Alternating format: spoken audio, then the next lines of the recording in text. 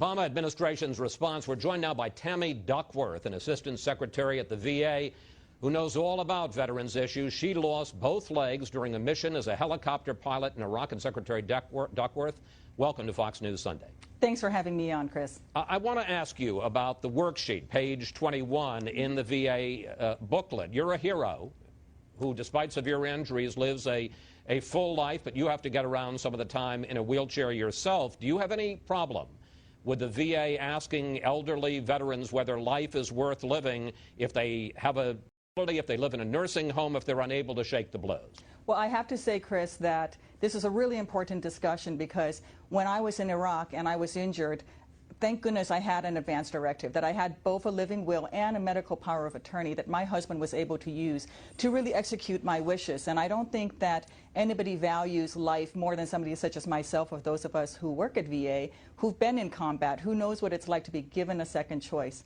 I think that any worksheet that any veteran wants to use that helps him make those decisions in advance for his family members so that they know what your wishes are, that you do want your life prolonged, that you do want to be resuscitated. Those are all important, and VA is very happy for veterans to use any booklet that they would like. This booklet was used throughout the Bush administration under two secretaries, but if veterans want to go out, and we provide it free of charge, and there are many other free of charge booklets that are out there. If they want to go and spend $5 a piece and buy Mr. Towey's book, they're welcome to do that, and that all falls under VA's advance directive policy, which was put into place by President Bush. If I may, Ms. Duckworth, because we have limited time here, sure. Why would a question, I can understand questions about if you're in an irreversible coma, do you want us to pull the plug?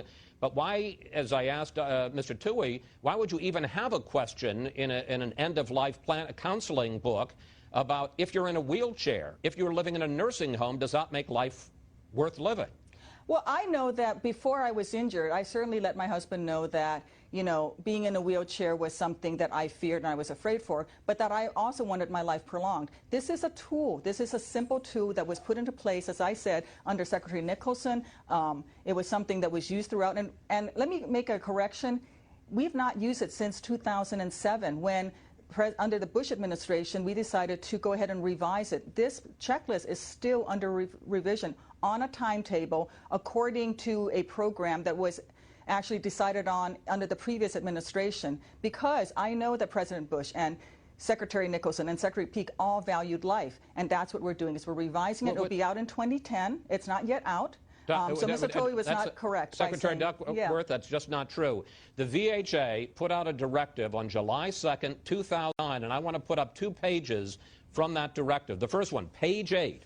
Primary care practitioners are responsible for giving patients pertinent educational materials, e.g., refer patients to the Your Life, Your Choices module. And on page 9 it says if they request more information, patients may be directed to the exercises in Your Life, Your Choices. So as of July 2nd, 2009, last month, more than a month ago, VA health practitioners were told to refer all veterans, not just end-of-life veterans, but all 24 million veterans, to this document, Your Life, Your Choices. Let me make a correction there, Chris. What our practitioners were told is to refer patients to any type of a tool. They can use Mr. Towey's if they want to spend the $5 a piece. VA simply was not willing to buy his booklet at $5 per veteran at the time. This was a decision that was made by the previous administration. It doesn't say give them access to anything. I mean, in the specific VA booklet, it's only about 15 pages long, it specifically refers to this booklet twice. The only directive that is out there is actually left over from, I believe it was beginning of 2007, it's our advanced planning directive put into place, and it is actually very clear in saying that we need to provide veterans with information that they can make on how they want their care. You know, this ultimately is about the care and health care for veterans. And we're actually expanding benefits for veterans. We're actually trying to get more Priority 8 veterans to sign up for VA benefits. We estimate it will be another 500,000 veterans coming in for benefits. We are expanding VA benefits to veterans. It is in our best interest to make sure that every veteran out there receives the care and access to the treatments and everything that he needs, because after all, these are the men and women who fought for us and they deserve nothing less than the best care. Secretary, well, we certainly agree on that. Secretary Duckworth, when you look at the workbook now on your website, as you point out, there's a disclaimer there. We're going to put the disclaimer that is now on the website if you go to the Your Life, Your Choices link. And it says, the document is currently undergoing revision for release in VA. The revised version will be available soon. But when the VA first reinstated the document 6 weeks ago, it sent veterans directly there, as you can see in the screen grab. I guess the question I have is, why, Secretary Duckworth, did the disclaimer about the book only appear this week after Mr. Tuohy's article appeared in the Wall Street Journal? Actually, that disclaimer has been there since 2007 when we pooled. Well, it wasn't there before August 20th. Between July 2nd and August 20th, the disclaimer was not on the website because we checked. Chris, the disclaimer has been at the beginning of the Your Life, Your Choice booklet since 2007, when the Bush administration decided to pull it off and revise it on an established time to schedule. The record doesn't show that. But you can go on the website now. We have many things on our website.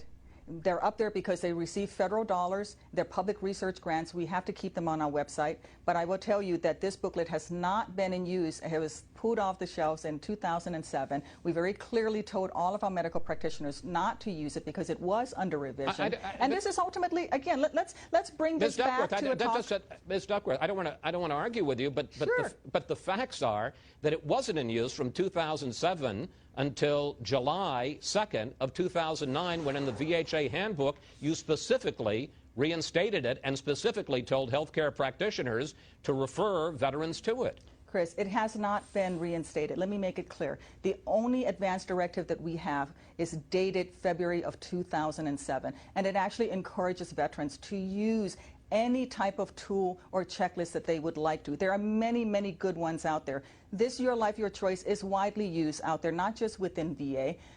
There are many others that are out there, and veterans are free to use whatever they would like to use. We just urge them to use them. I have a problem here, and so too often on these shows we just say one person said it, another person said. Secretary Duckworth, I don't know if we're able in the control room to put up the full screen of the VHA directive, but I'd like you to put up the first full screen if you can. In the VHA directive of July 2nd, 2009, it says the following on page 8. Primary care practitioners are responsible for giving patients pertinent educational materials, e.g., refer patients to the Your Life, Your Choices module. I mean, it's just there in black and white on the VHA directive, July 2nd.